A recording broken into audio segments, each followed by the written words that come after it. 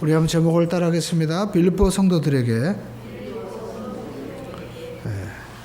한때 굉장히 번성했던 수도원이 있었다고 합니다. 그런데 그 수도원에 있는 사람들이 한 사람 한 사람 떠나기 시작하더니 나중에는 원장, 부원장, 총무, 그리고 회계, 관리인만 5사람만 남게 되었습니다. 수도원이 폐쇄 직전에 위기에 처한 것이죠. 그래서 원장님이 당시 유명한 성자라고 불리는 분을 찾아갔습니다. 도움을 요청했습니다.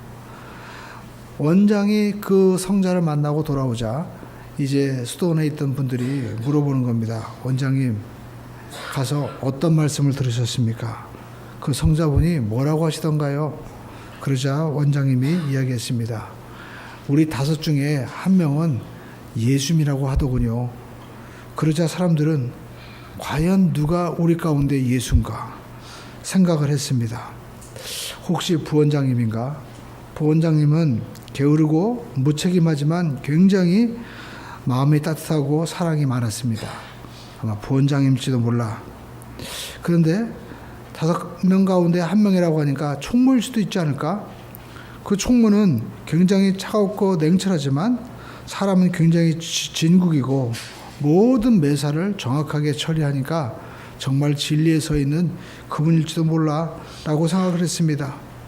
또 어떤 분은 아니야, 관리인일지도 몰라.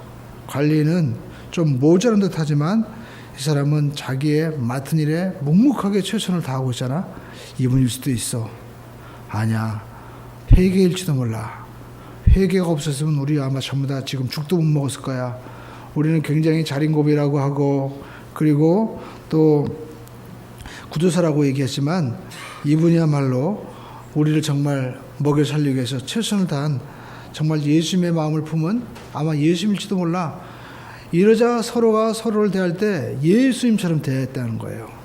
예수님처럼 그들이 서로를 대하자 친절을 베풀고 또 신뢰를 하고 사랑을 베풀자 자기들의 이 수도원의 생활이 5명이었지만 따뜻한 분위기로 바뀌어지기 시작했습니다.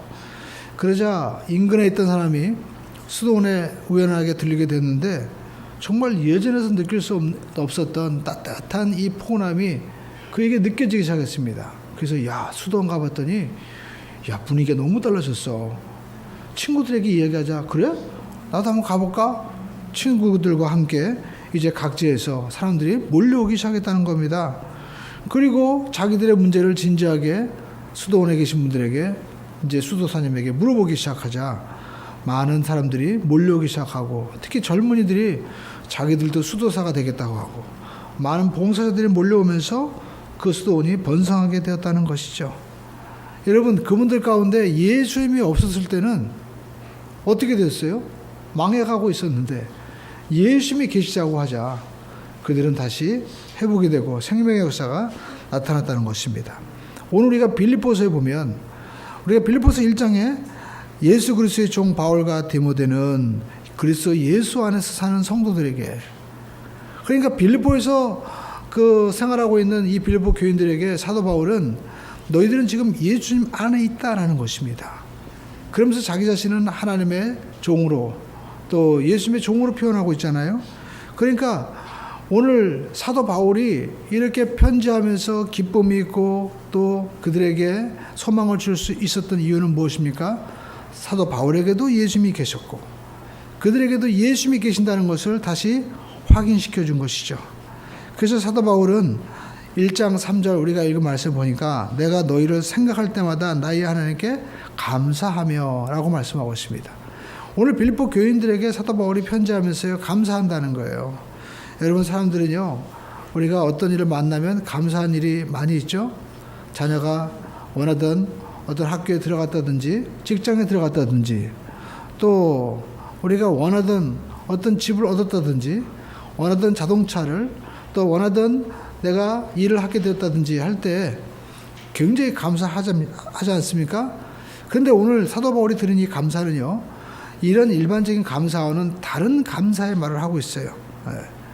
오늘 사도 바울이 나는 너희 무리를 생각할 때마다 감사한다라는 이 감사의 표현은 그냥 통상적인 감사가 아니라 성찬을 할 때 예수님께서 흘려주신 피와 살을 먹을 때 하나님 감사합니다 하는 이러한 그 헬라어를 표현하고 있습니다. 그러니까 사도 바울은 오늘 어떤 감사느냐, 예수님의 십자가 대속의 은혜에 감사한다는 그 마음을 가지고 내가 너희를 생각하면서 감사한다는 거예요. 왜 그러면 사도 바울이 이렇게 감사하고 있을까요? 사도 바울이 지금 이 편지를 쓰는 것은 로마의 옥중에서 쓰고 있는 겁니다. 빌립보 성도들의 소식을 듣고 빌립보 성도들의 소식을 가지고 온 에바브로 디도편의 이 빌립보 교회의 소식을 들었죠. 사도 바울이 사도행전에 보면 이제 유럽에 가서 복음을 전하기 위해서 갔을 때 마게도니아 지역의 첫 성이었던 이 빌립보에서 그는 누구를 만날까요? 자주 장사하던 루디아, 옷감 장사하던 여인을 만났습니다. 지금으로 말하면 안식일 날 보니까 강가에서 이분이 성경을 읽고 있었나 봐요. 회막이 없었습니다. 아마 빌립보 교회는 유대인들이 별로 없었나 봐요. 그래서 그 여인에게 예수님의 복음을 전했습니다. 예수님께서 십자가에서 죽으신 사건은 바로 레위기에 나와 있는 우리의 모든 죄를 대속하기 위한 하나님의 어린 양으로서 오셔서 그분을 믿을 때 우리가 그 짐승에게 안수할 때 우리의 죄가 전가되고 용서받는 것처럼 우리의 모든 죄는 예수님의 그 십자가 사건을 믿음으로 말미암아 당신의 죄는 용서받고 하나님의 자녀로 당신은 거듭날 수 있습니다. 그때 이분은 그 놀라운 복음을 듣고 이제 그 복음을 받아들입니다. 그리고 점치는 여정을 만나죠. 그리고 간수장이 또 회개합니다. 그러면서 교회가 세워졌잖아요. 그런데 자기는 복음의 씨앗을 뿌렸을 뿐인데 교회가 자라난 거예요. 1년 6개월 동안 바울이 그 빌립보 지역에서 복음을 전해서 교회가 세워지고 교회가 자랐는데 로마 감옥에 있어서 에바브로 디도의 소식을 들으니까 교회가 더 많이 부흥하고 성장했어요. 네. 여러분, 이 빌립보라는 지역과 로마의 거리는 한 1000km 가까이 넘습니다. 여러분, 1000km 얼마나 먼 거리예요, 그죠? 우리가 저 부산까지가 요 지도 나오잖아요. 굉장히 멉니다. 강을 건너야 돼, 또 저렇게. 그러니까 엄청난 거리예요. 그러니까 여기 이 먼 거리를 누가 가냐면 바로 그 에바브로 디도가 헌금을 가지고 바울이 이제 옥중에서 생활하니까 옥바라지를 하는 거예요. 당시에는 감옥에 들어가면 그 국가에서 먹을 거, 뭐 입을 거 주지 않았습니다. 그 죄수가 스스로 다 조달해야 되는 거예요. 그러니까 사도 바울에게 이 옥바라지를 하기 위해서 헌금을 모아가지고 갖다 주고 그리고 필요한 것들을 갖다 주었거든요. 그러면서 이 지금 빌립보 교회의 그 소식을 전해준 거예요. 교회가 많이 부흥했습니다. 그런데 안 좋은 소식도 있었어요. 어떤 소식이냐면 교회가 분열의 위기에 처해 있다는 거예요. 그 사도 바울이 그 개척한 이 빌립보 교회는요, 그 여자분들로 인해서 좀 시작됐잖아요. 점치는 여정이라든지. 그래서 우리가 빌립보 4장을 보면 사도 바울이 노골적으로 이름을 거론하죠. 4장 2절에 보니까 내가 유오디게와 또 순두개를 권하노니 주 안에서 같은 마음을 품어라. 그러니까 아마 유오디게라는 여인과 순두개라는 여인, 순부가 아니죠. 순두개입니다. 이분이 아마 이 교회 내에서 뭐 여성교회를 조직했는지 아니면 권사회를 조직했는지 서로 갈등이 있었나 봐요. 그래가지고 서로 싸우게 된 거예요. 그래서 교회에서 생활하다 보면 사업상 또 여러 가지 이 문제가 있어가지고 갈등할 때가 있거든요. 그러니까 위기에 처한 거예요. 그래가지고 그런 소식을 전했겠죠. 그러니까 사도 바울이 굉장히 마음이 어땠을까요? 안 좋았을 거 아니에요. 그럼에도 불구하고 사도 바울은 어떻게 해요? 감사한다라는 겁니다. 감사합니다. 왜요? 오늘 십자가의 대속에 은혜를 전제로 감사한다고 그랬잖아요. 이 빌립보 교회가 어떻게 세워진 교회예요? 예수님의 피와 살을 통해서 그들이 그 피와 살을 먹고 하나님의 자녀가 돼서 세워진 바로 교회잖아요. 그러니까 사도 바울은 빌립보에서 지금 있는 성도들에게 로마 감옥에 있지만 자, 이 교회는 누가 세웠느냐? 내가 세운 것 같지만 사실은 예수님이 세운 거다. 너희 안에서 착한 일을 시작하신 이가 1장 6절에 보니까 그리스도 예수의 날까지 이루실 줄을 우리는 확신하노라. 결국 주님이 시작하셨기 때문에 주님이 이루신다는 거예요. 그렇기 때문에 내가 감사한다는 것은 주님께서 시작하셨으니까 주님이 다 이루실 줄로 저는 믿습니다 하고 감사하고 있다는 것입니다. 그러니까 어떤 환경에 의해서 또 어떤 사람에 의해서 좌우되는 감사가 아니라 절대 감사예요. 여러분, 우리가 인생을 살다 보면 우리는 때로 환경을 바라볼 때 마치 베드로가 풍랑이는 파도를 쫙 만나서 무리를 걸었지만 파도를 바라보고 빠져가는지라 라고 성경은 말씀하고 있잖아요. 이처럼 우리가 환경의 풍랑을 보면 우리가 두려워하고 떨 때가 있고 빠질 때가 있습니다. 또 우리가 나사로가 죽었을 때 마리아와 마르다가 예수님 앞에 와서 막 울죠. 그러면서 뭐라고 합니까? 주여, 죽은 지 지금 나흘 되었습니다. 냄새가 납니다. 뭐예요? 죽었다는 거예요. 절망한다는 거예요. 환경을 바라보고 시간을 바라보고 시체를 바라보면 이제 끝이라는 겁니다. 그러니까 우리는 인생을 생각할 때 환경과 사람과 처지를 바라보면 이렇게 낙담할 수밖에 없는 거예요. 그런데 오늘 사도 바울은 이 낙담할 수 없는 환경 가운데 어떻게 해요? 감사한다고 얘기해요. 왜 그럴까요? 우리를 죽은 죄와 저주 가운데 살리신 그 예수 그리스도의 은혜가 바로 그 사랑으로 저와 여러분들을 부르셨고 또 하나님의 자녀로 세워주셨기 때문에 반드시 하나님께서 책임져 주신다라는 겁니다. 내 인생도 마찬가지죠. 어려움과 낭망이 있고 때로는 질병과 환경에 우리가 내가 감당할 수 없는 일이 있다 할지라도 주님이 어떻게 해요? 책임져 주신다라는 겁니다. 여러분 이 은혜가 있게 되시기를 주님의 이름으로 축원드립니다. 그래서 우리가 선포해야 돼요. 때로는 내 자녀가 또 때로는 내 가정이 또 우리 인생에 문제가 있다 할지라도 주님께서 합력하여 선을 이루어주시고 반드시 책임져 줄 줄로 믿습니다. 주님 감사합니다. 우리가 감사를 선포할 수 있는 우리 모두가 되기를 주님의 이름으로 축원을 드립니다. 그래서 사도 바울은 고백하는 거예요. 로마서 8장 우리가 32절에서 37절을 보면 이와 같이 말씀을 하고 있습니다. 로마서 8장 32절에서 37절 말씀 우리 한번 찾아서 우리 한번 읽어보겠습니다.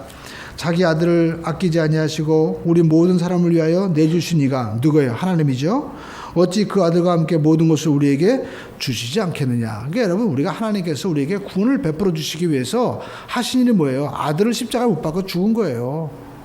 그 아들을 죽인 값으로 여러분과 저를 산 거예요. 그러니까 우리의 값어치는 뭐예요? 하나님의 아들의 값어치인 거예요. 얼마나 여러분 놀라워요. 그러면서 33절에 누가 능히 하나님께서 택하신 자들을 고발하리요. 아니 하나님이 택하신 거지 우리가 택한 거 아니잖아요.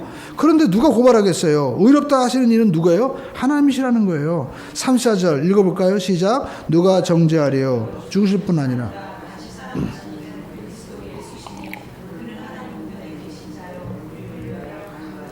놀랍죠. 여러분 우리가 레위기 우리가 16장에서 우리가 말씀을 보았잖아요. 대제사장이 백성들의 죄를 이제 대속하기 위해서 지성소에 들어가잖아요. 그 피를 뿌리고 어떻게 해요? 나올 때 우리의 죄가 용서받았구나. 그렇죠. 마찬가지로 우리 예수님께서도 우리의 모든 죄를 다 대신해 주시고 십자가 못 박혀 죽으시고 어떻게 하셨어요? 죽으신 거예요. 그 죽으신 사건을 뭐라고 합니까? 성소에 들어가신 거예요. 하늘의 성소에. 하늘의 성소에 들어가셔서 주님께서 나오셨죠. 그것이 바로 부활의 사건인 것입니다. 그날이 어떤 날이에요? 바로 주일이에요. 썬데이. 안식일 날 다음 날이에요. 그러니까 안식후 다음 날, 오순절날, 77에 49. 다음 날 누가 오신 거예요? 성령님이 오신 거예요. 예수님과 성령님, 성부 하나님은 전부 다 삼위일체 같은 분이잖아요. 그러니까 우리의 모든 죄가 다 용서받았기 때문에 우리는 하나님 앞에 의롭다고 함을 받은 거룩한 자녀이기 때문에 누구예요? 하나님의 자녀가 되는 거예요. 할렐루야.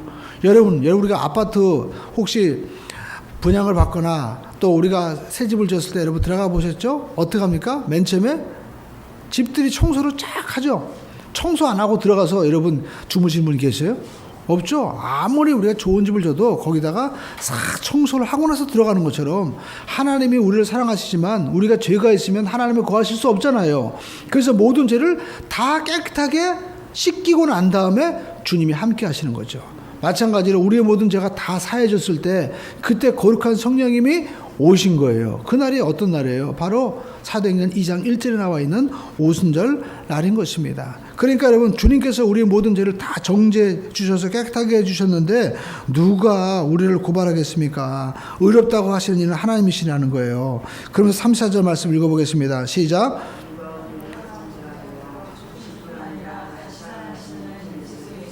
그는 하나님 우편에 계신 자요 우리를 위하여 부활하셔서 승천하셔서 지금 우리를 위하여 주님께서 기도하시고 계신다라는 겁니다. 그러니까 여러분 35절 읽어보겠습니다. 시작. 누가 우리를 그리스도의 사랑에서 끊으리요 환난이나 공고나 박해나 기근이나 적신이나 위험이나 칼이라 기록된 바 우리가 종일 주를 위하여 죽임을 당하게 되며 도살할 양같이 여김을 받았나이다 함과 같으니라. 그러나 이 모든 일에 우리를 사랑하시는 이로 말미암아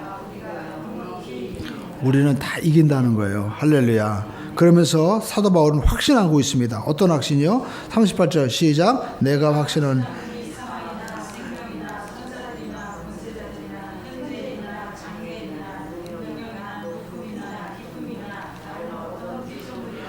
우리 주 예수 그리스도에 있는 하나님의 사랑 안에서 끊을 수 없어요. 여기 보니까 사망도 끊을 수 없대요. 그 전에 제가 어떤 권사님이 목사님 전 죽으면 매장해야 돼요. 왜요? 에스겔서에 보니까 사람이 죽으면 다 이렇게 뼈들이 나오는데 하나님이 그 뼈를 부르시잖아요. 그러니까 제가 뼈가 있어야지 화장하면 뼈가 없으니까 제가 어떡하겠어요. 그러니까 매장해야 돼요. 그렇게 얘기하더라고요. 근데 여러분 우리가 오해하고 있는 거예요. 왜냐하면 하나님이 누구예요? 창조주 하나님이죠. 창세기에 보면 하나님은 어떻게 창조하셨어요? 아무것도 없는 혼돈 가운데 빛이 있으라 하심에 빛이 있었던 거예요. 전능하신 하나님이에요. 근데 그 전능하신 하나님이 누구예요? 우리 아버지신 거예요. 근데 그 하나님이 우리를 죽었다가 부를 때, 야, 너 뼈 어디냐? 뼈 찾아와라. 그래가지고 뼈를 찾았어. 그래가지고 다 찾았는데, 보니까 손가락 뼈가 하나 없는 거야. 그럼 어떻게 태어날 때 손가락이 없이 태어났어요? 말이 안 되잖아요. 보니까 해골이 없어. 누가 또 저기 의대생들이 임상실험한다고 가가지고 해골을 갖다 가져와가지고 해골이 없어졌어. 그러면 어떻게 해요? 머리가 없이 태어나잖아요. 그러니까 그 하나님은 그런, 여러분, 우리가 불완전한 하나님이 아니에요. 하나님은 뭐예요? 전능하신 하나님. 우리의 이름을 불러서 마치 우리가 컴퓨터에서 우리가 검색어를 쳐보십시오. 여러분 네이버 다 우리가 스마트폰으로 보잖아요. 그러면 여러분 네이버에서 만약에 여러분이 좋아하는 자동차, 또 어떤 과일, 요즘에 보니까 음식점도 좋아하죠. 그래가지고 여러분 좋아하는 음식점 이름을 쳐보세요. 그러면 사진이 쫙 나오면서 위치 다 나오죠. 여러분 사람이 만든 프로그램도 그렇게 다 입력해서 불러낼 수 있는데 하나님께서 저와 여러분의 이름만 불러도 왜 안 불러주시겠어요? 다 불러주시는 거예요. 그 하나님이 나의 하나님이기 때문에 사도 바울은 뭐라고 고백합니까? 사망도 끊을 수 없다는 거예요. 하나님 우리를 사랑하시기 때문에 다 찾아내신다는 거예요. 우리가 볼 때는 이 세월이 막 수십억 년이라고 하지만 하나님은요 시간을 초월해 계신 분이에요. 하나님은 하루가 천년 같고 천년이 하루 같은 분입니다. 얼마든지 하나님은 부르실 수 있는 전능하신 하나님이십니다. 그 하나님이 우리를 어떻게 해요? 사랑하신다는 거예요. 얼마나 사랑하세요? 자기 아들을 대신해서 죽기까지 사랑하시는 분이에요. 그 아들의 생명을 주고 우리를 바꿔주신 거예요. 그러니까 우리는 어떤 마음을 가져야 돼요? 나는 할 수 없어. 나는 안 돼. 나는 죽어야 되나 봐. 이런 생각은 하나님 볼 때 절대 하나님이요 답답한 거예요. 여러분 하나님은 우리가 얼마나 우리가 하나님을 사랑하는지 하나님이 원하고 계시고 또 알기를 원하시는 거예요. 그 아들 예수 그리스도의 피값으로 우리를 사랑하셨기 때문에 사도 바울은요 감사하고 기뻐하는 겁니다. 할렐루야. 그래서 사도 바울은 빌립보 교회에 다시 한번 편지하죠. 뭐라고 얘기합니까? 내가 너희를 생각할 때마다 우리 하나님께 감사하며 또 4절 말씀 시작. 간구할 때마다 너희 무리를 위하여 기쁨으로 항상 간구함은. 그러니까 사도 바울이 기뻐하는 이유는요. 우리가 5절 보니까 첫날부터 이제까지 복음을 위한 일에 참여하고 있기 때문이다. 그러니까 복음을 위한 일에 함께 교제하고 있는 거예요. 복음 안에서 만났잖아요. 그래서 사도 바울이 그 자주장사 루디아도 만나고 또 간수왕도 만나고 다 했겠죠. 근데 여러분 우리가 세상에는 많은 이런 만남과 교제가 있어요. 우리가 동창도 있고요, 또 부부관계도 있고, 또 우리가 자녀도 있고. 근데 세상 모든 이런 만남은요 영원하지 않아요. 그러나 복음 안에서의 만남은 영원한 만남인 것입니다. 그렇기 때문에 사도 바울이 오늘 기뻐하는데 저는 왜 기뻐했을까? 이렇게 복음 안에서 교제하는 것으로 인해서 기뻐하고 또 너희들을 불러내어 주셔서 이렇게 은혜에 참여한 자가 돼서 7절에 보니까 감사하다 이렇게 얘기하지만 저는 사도 바울이 감옥에 지금 갇혀 있거든요. 로마에. 그럼 우리가 생각할 때 보시죠. 우리가 감옥에 갇혀 있으면 기뻐할 수 있을까요? 아마 그냥 낙담하고 있을 거예요. 근데 사도 바울은 기뻐하고 있단 말이에요. 그래서 저는 사도 바울을 다시 한번 깊이 생각해 봐야 되겠구나. 왜냐하면 저도 살아가면서 남한테 지기 싫어가지고 어떻게든지 막 공부도 해보려고 하고, 또 어렸을 때는 제가 학교에서 육상 선수로 뽑혔어요. 그래가지고 이제 막 열심히 뛰었는데 이름도 안 잊어먹어요. 이종용이라고 우리 동네 살았는데 걔는 나보다 훨씬 잘 뛰는 거예요. 그래가지고 선생님이 이종용이를 주전으로 뽑고 나는 그냥 후보로 뛰어가지고 뛰지도 못했어요. 그래가지고 열심히 뛰는데 그 차이가 많지도 않아요. 0.01초야. 딱 뛰면은 막 한 1m 사이로 못 들어가는데 딱 탈락. 너는 이제 후보. 종용이가 이제 주선. 그래가지고 이렇게 뛰었던 기억이 납니다. 근데 얼마나 잘 뛰는지 몰라요.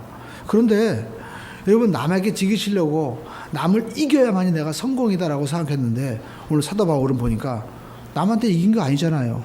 감옥에 갇혀 있는 거거든요. 그래서 성공의 의미를 다시 한번 생각해 봤어요. 성공은 뭐냐? 진짜 성공은요, 하나님께서 나에게 맡겨주신 일을 지금 감당하는 게 가장 큰 성공이구나.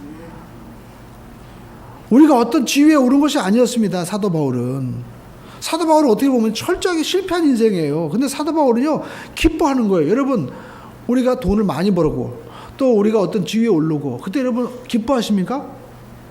좀 기뻐하겠죠. 근데 그 잠깐이에요. 내가 올해 보니까 막 1억을 벌었어. 근데 보니까 동창을 만났는데 보니까 학교에서 나보다 공부도 못한 애가 보니까 10억을 벌었대. 그러면 그 순간 어떻게 해요? 내가 동창회 나가나 보자. 그 순간 마음에 또 올라오는 게 있죠. 그러니까 여러분, 우리가 세상 성공은요, 비교하며 나보다 못한다고 생각하면 내가 우쭐하고 나보다 또 잘난 사람 있으면 내가 또 비굴해지면서 항상 우울해지는 거예요. 근데 여러분, 진짜 성공은 뭐예요? 내가 기뻐해야 되잖아요. 근데 여러분, 진짜 기쁨은 어디에서 옵니까? 하나님께서 맡겨주신 일을 할 때 기쁨이 오는 거예요. 사도 바울은 하나님께서 맡겨줬잖아요. 사도행전에 보니까 네가 로마에 가서도 복음을 전한다. 그러니까 하나님께서 지금 맡겨준 일을 내가 하고 있구나.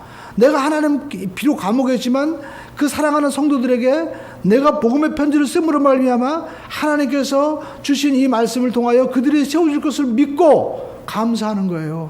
기쁨이 넘쳐나는 거예요. 오늘 저와 여러분의 인생 가운데 이 기쁨이 넘치게 되기를 주님의 이름으로 축원을 드립니다. 그래서 사도 바울은 주님 안에서 지금 기뻐하고 있다라는 것입니다. 그러니까 사도 바울이 주님 안에 있으니까 어떤 고백까지 해요? 여러분, 유명한 얘기죠. 우리가 빌사일삼, 우리 빌보서 4장 13절 말씀을 함께 한번 읽어보겠습니다. 우리 한번 찾아보세요. 우리 10절부터 한번 13절까지 읽어보겠습니다. 내가 주 안에서 기뻐함이라. 사도 바울이 기뻐하는 거예요. 또 감옥에서. 그죠? 너희가 나를 생각하던 것이 이제 싹이 남이니 너희가 또한 이를 위하여 생각은 하였으나 기회가 없었느니라. 11절 시작.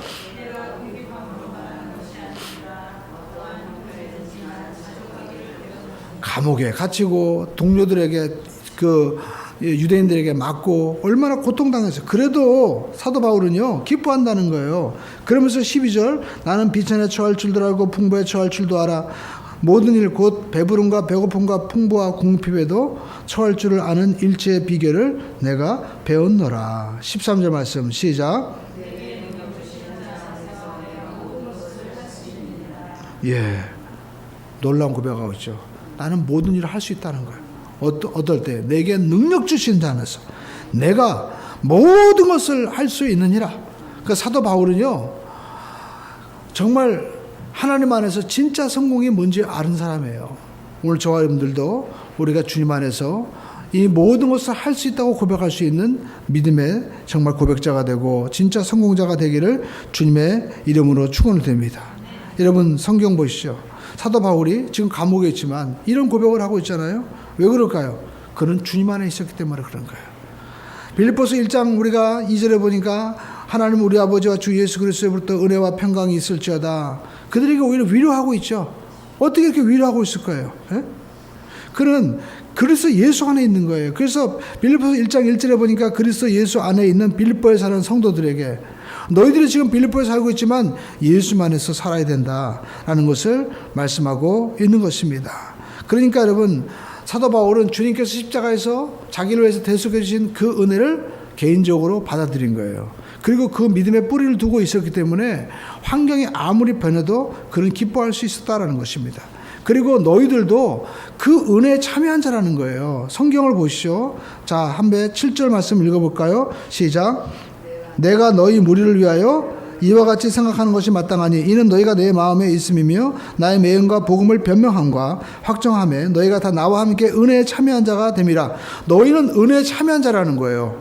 근데 그 너희가 누구예요? 성경에 보니까 너희 무리 4절에 보니까, 그리고 빌립보서 1장 1절에 보니까 바로 빌립보에 사는 모든 성도, 그러니까 빌립보에서 사는 성도에 대해서 너희 무리라고 하고 또 성도라고 얘기하는데 바로 빌립보 전체 교회를 지금 강조하고 있는 거죠. 빌립보 교회는 하나라는 거예요. 너희 무리라는 거예요. 네. 너희는 성도라는 거예요. 그러니까 빌립보 교회가 분열이 있다는 소식을 듣고 사도 바울은 의도적으로 너희는 하나다, 그렇게 너희 무리는 지금 빌립보 교회다라는 그 하나의 의식을 심어주고 있는 것입니다. 여러분, 우리가 아무리 환경이 어렵고 때로는 의견이 달라도요, 우리는 하나다라는 마음이 있으면 그 단체나 또 개인 또 가정은 무너지지 않는 것입니다. 부부간의 의견이 다를 수 있습니다. 먹는 것이 다르고 입는 습관이 다르고 자는 습관이 다를 수 있습니다. 그러나 우리는 하나다. 하나님이 우리는 하나가 되게 하셨다라는 마음을 가지고 우리가 나가면 여러분 찢어지지 않는 거예요. 무너지지 않는 겁니다. 빌립보 교회도 마찬가지입니다. 사도 바울이 너희는 예수 그리스도의 피값으로 세워주신 피와 살을 먹은 영생을 얻은 하나님의 자녀이기 때문에 하나가 되어야 된다라고 얘기합니다. 동시에 너희는 빌립보서 1장 1절에 보니까 성도라는 거예요. 빌립보에 사는 모든 성도. 이 성도라는 말, 요즘에는 우리가 성도라고 잘 안 부르지만 여러분 정말 진짜 중요한 말은요, 성도예요, 성도. 왜냐하면 거룩할 성, 우리가 딸을 또라고 얘기하잖아요. 그러니까 우리가 하나님 앞에서 성도는 뭐냐? 세상에서 구별되이 부르신 사람들, 이들을 성도라고 얘기하는 겁니다. 그러니까 여러분, 우리가 이 은혜를 입은 사람들인데, 우리가 이 은혜를 입은 7절에 보니까 나와 함께 은혜에 참여한 자, 하나님의 은혜가 뭐예요?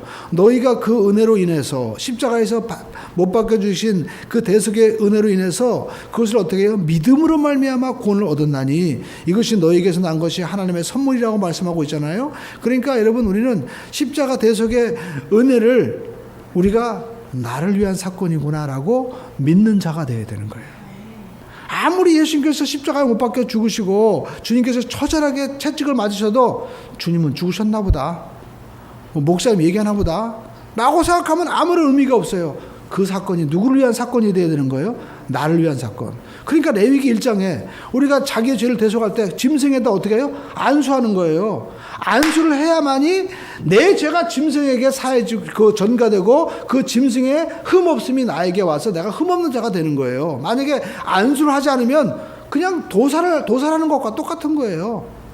주님께서 십자가에 죽으신 사건을 내가 받아들이지 않으면 그냥 옆에 있는 광도도 죽었잖아요. 아니, 다리를 꺾어 주거나 옆구리에 창 맞아 주거나 똑같은 거죠. 십자가에 못 박혀 죽은 거 똑같은 거잖아요. 아니, 십자가 못 박혀 죽은 사람이 예수님 한 사람뿐입니까? 로마 시대 당시에 수많은 사람이 죽었어요.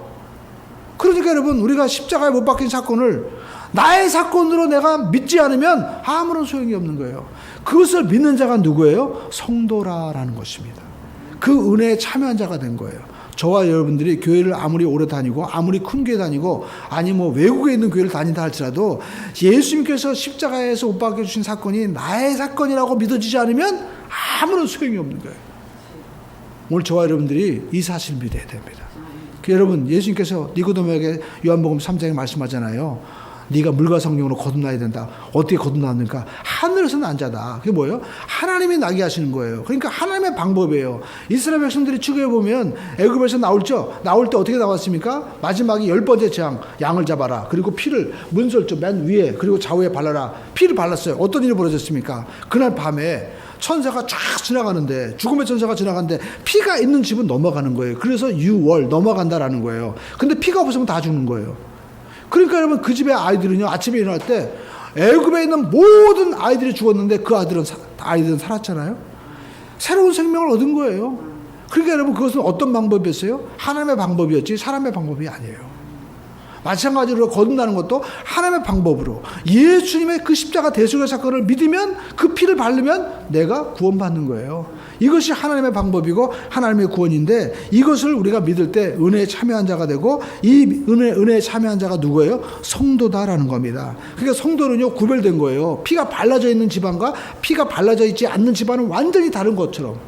마치 피조물과 창조주가 다른 것처럼 다른 존재가 뭐예요? 바로 구별된다라는 거예요. 그러니까 구별된다는 것은 완전히 다르다는 거예요. 그러니까 저와 여러분들이 이 시간에 꼭 붙잡아야 될 것은 나는 예수님께서 십자가의 대속의 피로 구별되이 완전히 내가 세상에서 불러낸 피조물과 창조물이 다르고 하나님의 아들과 여러분 세상 모든 아들들은 완전히 다른 존재잖아요. 저도 군대 갔을 때 우리 아들이 쫙 아이들이 있는데 그 아이들이 이제 다 수료식 받고 나오는데 어떻게 찾아요?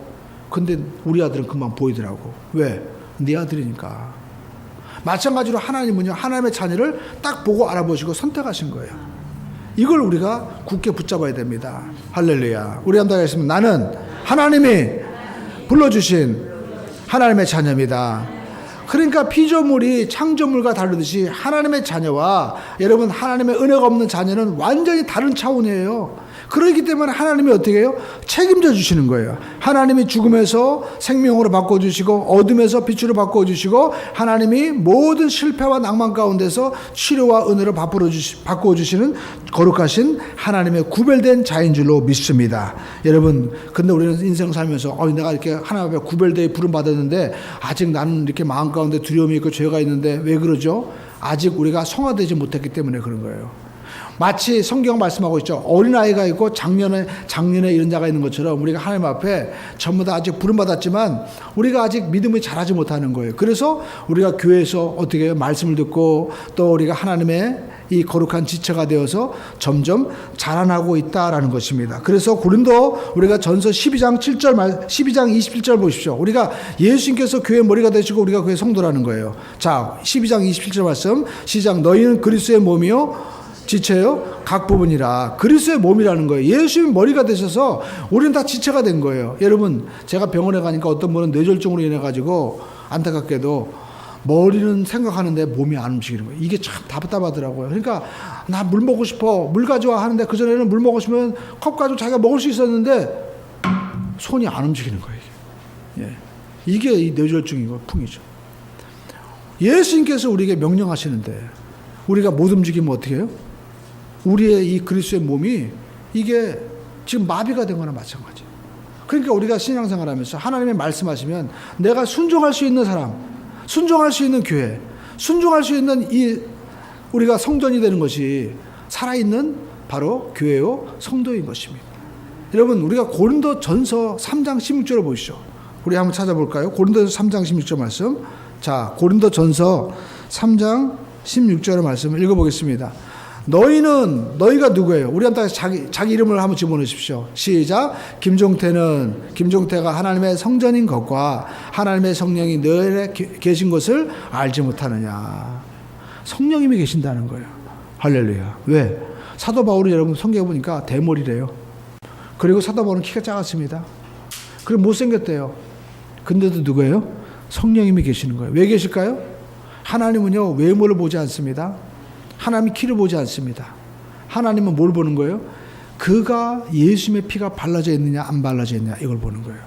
그가 예수님의 십자가 대속의 사건을 나의 사건으로 받아들이느냐 안 받느냐에 따라 달라지는 거예요. 그 십자가 발라져 있는 그 집은요 하나님이 죽음의 천사를 보내지 않는 것처럼 여러분 피가 발라져 있음으로 말미암아 하나님 보실 때는 의롭다고 여겨주시는 거예요.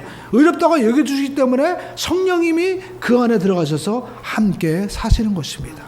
오늘 여러분 우리는 하나님의 성령의 전인 것입니다. 그러니까 사도 바울은 감옥에 있었지만 그런 십자가 대속의 사건을 깊이 마음속에 뿌리두고 살았기 때문에 성령님이 하나님과 그와 함께 서서 오늘 이 성경을 기록하게 한 거죠.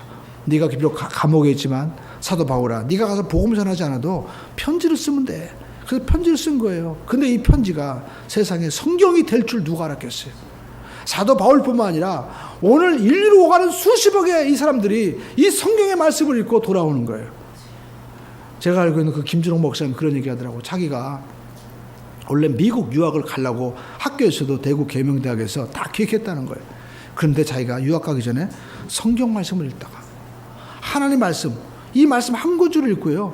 자기가 유학길 다 내려놓고 내가 세상 철학자가 되는 것보다도 하나님의 종이 되는 것이 하나님이 기뻐하는 것이고 이 길이 최고의 길이다 해가지고 돌이켜서 복음의 길로 들어왔는데 그런 지금 80이 다 되셨는데 그런 얘기 하시더라고요.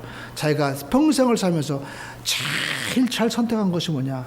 그때 유학 가지 않고 신학교로 들어가서 하나님의 종이 된 게 제일 기쁘다는 거예요. 그 자기 얘기해요. 자기랑 김일성이랑 나이가 똑같대. 예. 그래갖고 김일성도 죽고 또 지금 누구예요? 지금 삼성의 이건희 회장도 나이가 똑같다는 거예요, 자기가. 그래가지고 그분들은 그 심장병 고치기 위해서 북한에 있는 의사들 40명을 다 미국 유명한 대학에 보내서 자기 병에 대해서 연구하게 하고 했는데도 심장병으로 죽고 또 누구예요? 지금 이건희 회장도 병원을 가지고 계시잖아요, 그분.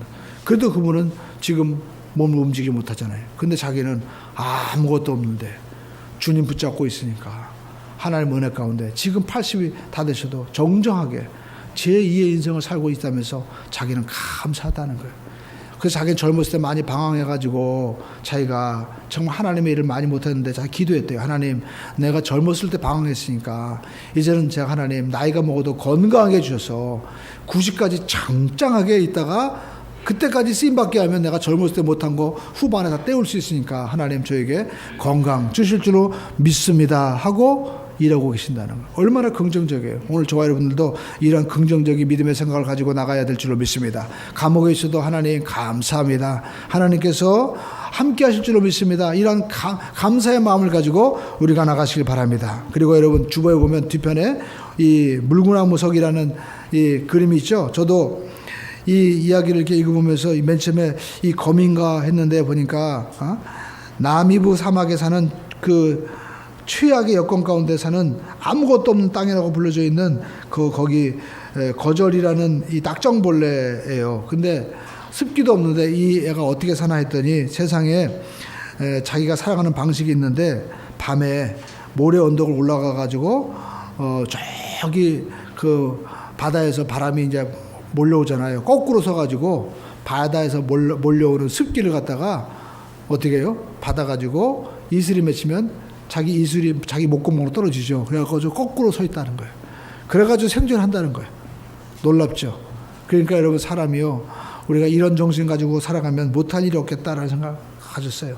감옥에 있어도 우리가 믿음의 물구나무석이 믿음으로 기도하면 하나님의 생수가 공급돼서 절대 우리가 못 산다고 하는 70도까지 올라간다는 거예요. 얼마나 끔찍해요. 그럼에도 불구하고 생존하듯이 여러분 우리가 하나님 안에서 믿음으로 서 있기만 하면 여러분 우리는 승리할 수 있는 역사가 나타나게 될 줄로 믿습니다. 기도하겠습니다. 하나님 아버지, 우리가 주님의 얼굴을 보고